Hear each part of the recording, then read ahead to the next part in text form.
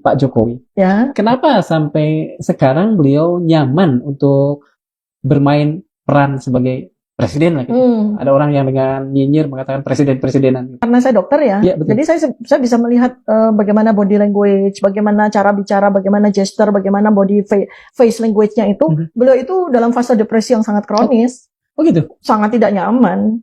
Sangat tidak nyaman. Boleh nggak diterangkan pada awam seperti saya dari sisi tadi wajah? Ya, terjadi hormonal disturbance ya. Beliau itu mengalami penuaan yang cepat sekali gitu. Rambut rontok habis, kemudian kerut-kerut dalam hitungan bulan muncul. Kemudian ya ada hal-hal yang tidak etis saya sampaikan ya, tapi kelihatan sekali bahwa beliau itu benar-benar mengalami sebuah fase degeneratif ya, fase penuaan yang sangat cepat sekali terjadi, dan itu terjadi karena hormonal disturbance. Itu kenapa hormonal disturbance terjadi? Hormon otak disturbance karena stres. Jadi saya melihat bahwa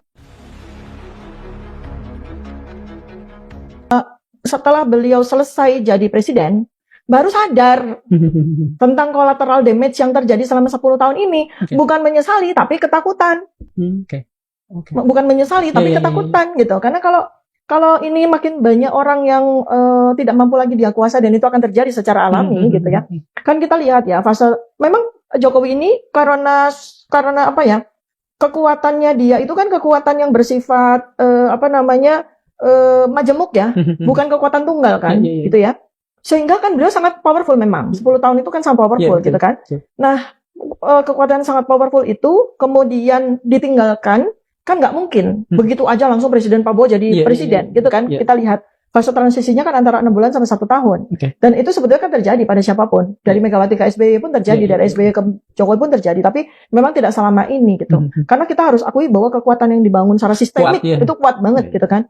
Nah, jadi ya saya memberikan waktu kepada Presiden Prabowo 6 bulan lagi. Kan ini udah 6 bulannya. Betul. Dan tampaknya juga cukup signifikan kok gitu. Hanya sebenarnya Presiden Prabowo itu sedang menunggu momentum yang tepat aja untuk meretelin sisa-sisa kekuatan dari Jokowi gitu. Dengan kata lain, sebetulnya dokter memberikan toleransi kepada Presiden Prabowo, sementara di saat lain orang-orang sudah mulai tidak sabar karena Pak Prabowo, Presiden Prabowo kelihatannya masih masih belum melakukan sesuatu yang radikal untuk menyatakan bahwa saya pemilik amanah negeri ini.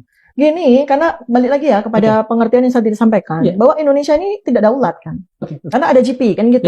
Jadi beliau yang orang cerdas itu kan bisa bisa menempatkan diri bahwa situasi Indonesia dalam 5 tahun ke depan itu sangat sulit. Indonesia ini jadi rebutan tiga pihak nih. Satu GP itu sendiri, ya. Global predator. Ya, GP atau orang suka sebut elit global itu sendiri sebagai kekuatan major. US yang sedang tertatih-tatih ya, masuk fase entropinya, dan China yang oleh GP diminta untuk mereplace kekuatan US kan gitu. Nah, tiga-tiganya ini kan punya kehendak atas Indonesia. Ya kan, punya kehendak atas Indonesia. Nah, ketika masa 10 tahun kemarin memang China yang dominan 70%. Nah, GP kan tidak mau, US juga tidak mau. Maka ini kan mereka pasti memberikan sebuah challenge. Keseimbangan baru juga. Iya, mereka memberikan challenge kepada Presiden Prabowo. Kami juga mau punya porsi. Nah, Presiden Prabowo ini kan sedang membuat pendulum itu menjadi di tengah lagi gitu. Artinya mengakomodir ya China, terakomodir US. Ya, tiga kekuatan tadi. Ini adalah ini adalah sebuah fase transisi yang sangat berat terjadi pada Presiden Prabowo.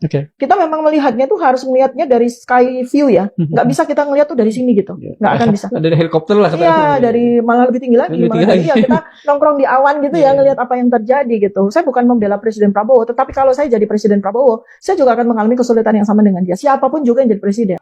Iya, halo teman-teman, kembali bersama saya di channel ini. Salam inspirasi, salam NKRI harga mati. Bersama saya di channel DES 2045 yang membahas seputar politik, pendidikan, hingga budaya.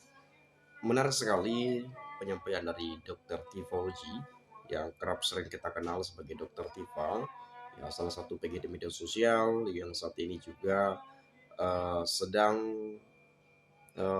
memperjuangkan atau sedang berjuang ya untuk mencari kebenaran ya soal ijazah Pak Jokowi asli atau palsu. Dan ada yang mengklaim asli, ada yang mengatakan atau menuduh palsu, dan ada yang meyakini memang palsu, ada yang meyakini memang asli. Dan juga beberapa waktu lalu memang kita ketahui bahwa Pak Jokowi sedang sakit ya, sakit kulit katanya ya, berbintik-bintik katanya kulitnya. Saya nggak tahu penyakit apa kalau seperti itu. Tadi juga disampaikan oleh Dr. Tifauji. Tentu ini menjadi sebuah informasi ya. Jelas memang ini kita bahas soal ijazah. Ya, sering sekali kita berpikir logika bahwa ketika Pak Jokowi legowo tunjukkan ijazah yang asli, yang katanya lulusan dari Universitas Gajah Mada atau dari UGM itu sendiri, ya ini sudah selesai, polemiknya sudah nggak akan terus berlanjut dan clear ya, nggak perlu panjang lebar, nggak perlu berlama-lama, berbelit-belit dan bertele-tele terus-menerus sampai sekarang tak kunjung selesai. Dan yang digugat ijazah, tetapi ijazah tersebut yang tak kunjung muncul ke permukaan. Jadi ya mungkin saja berlogika berpikir bahwa masyarakat Indonesia karena Pak Jokowi tidak menunjukkan ijazah asli yang dipegang yang katanya dari UGM, yang tak kunjung muncul ke permukaan dan tak kunjung diperlihatkan, sehingga masyarakat menduga bahwa itu palsu. Kenapa Jokowi takut? Kenapa Pak Jokowi harus begini begono, berbelit-belit, bertele-tele, membesar-besarkan persoalan ini sampai ke ranah hukum, ke pengadilan dan lain sebagainya. Padahal kalau ditunjukkan sebetulnya sudah selesai. Itu kan sebagian pemikiran daripada masyarakat Indonesia. Tetapi di sisi lain memang ada juga pemikiran bahwa itu kan tidak sembarangan, ada data diri di sana, ada privasi yang tidak bisa diketahui oleh publik. Takutnya disalahgunakan, diedit atau diapain kalau misalkan ijazah itu ditunjukkan ke publik. Barangkali ada juga pemikiran seperti itu, data perlindungan data pribadi ya ada juga, dan kemudian ya itu tadi, itu kan privasi. Dan ada juga yang mengatakan bahwa yang berhak menyatakan asli atau palsunya adalah dari UGM, Universitas Gajah Mada, yang memang Pak Jokowi pernah kuliah di sana dan lulus, dan kampusnya yang berhak untuk menyatakan bahwa Pak Jokowi punya ijazah asli atau ijazahnya palsu. Tetapi pihak UGM sendiri kan sudah klarifikasi dan mengatakan bahwa memang benar itu asli. Tapi sebagian daripada peneliti atau mungkin keilmuan atau kepakaran yang mereka miliki meneliti pergi ke UGM untuk mencari data atau bukti, katanya menemukan skripsi Jokowi dan katanya skripsi itu palsu ya, dari font atau dari mungkin dari tanda tangan, stempel atau apapun itu ya, katakan palsu. Jadi kita nggak tahu sebetulnya kebenarannya seperti apa teman-teman. Karena di satu sisi ada yang mengatakan asli, satu sisi juga ada yang mengatakan palsu ya.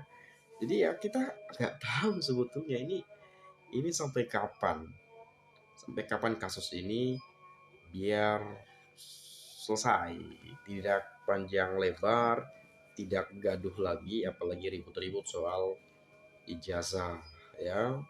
Ya meskipun biologi berpikir ya ijazah kan bukan aib, itu kan kebanggaan, kenapa nggak mau tunjukkan itu ya. Tapi sebagian seperti kata saya tadi, ya itu kan data pribadi, privasi dong, nggak sembarangan tunjukkan sana tunjukkan sini dan lain-lain, apalagi sekelas mantan presiden misalnya, takut disalahgunakan atau hal-hal yang lainnya kan begitu.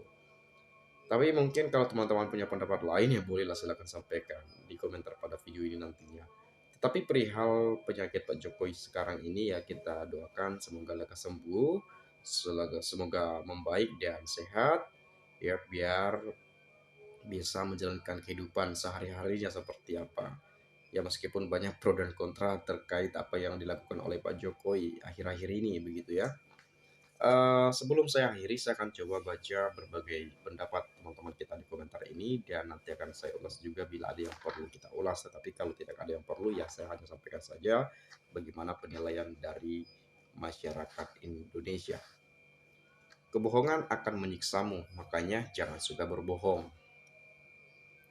Sudah sepantasnya beliau terima dengan lapang dada atas perbuatannya membohongi masyarakat begitu aja repot ya. Apalagi ini ya Allah, belum insaf juga. Kalau asli, tunjukkan. Kenapa tidak penuduh ngotot ditunjukkan ke publik, sementara pihak Jokowi ngotot menunjukkannya harus di pengadilan? Kalau ditunjukkan ke penuduh, teorinya langsung selesai, tetapi pihak dianggap mencemarkan nama baik atau menuduh bisa bebas dari jeratan hukum. Oleh karena itu, bisa dipahami mengapa pihak penuduh rajin menggiring opini, tunjukkan langsung ya, agar bisa bebas dari jeratan pidana, cari selamat dari hukum.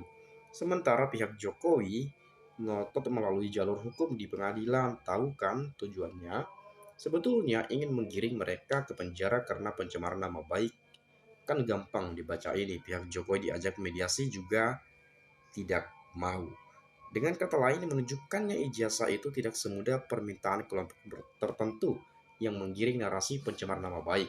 Kalau awal tuduhan ijazah palsu itu jelas-jelas motifnya politis, didasari niat tidak suka, menunjukkannya ijazahnya yang nanti dulu.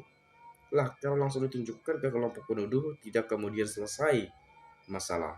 Tetapi yang menuduh atau mencemarkan nama baik, bebas dari hukuman.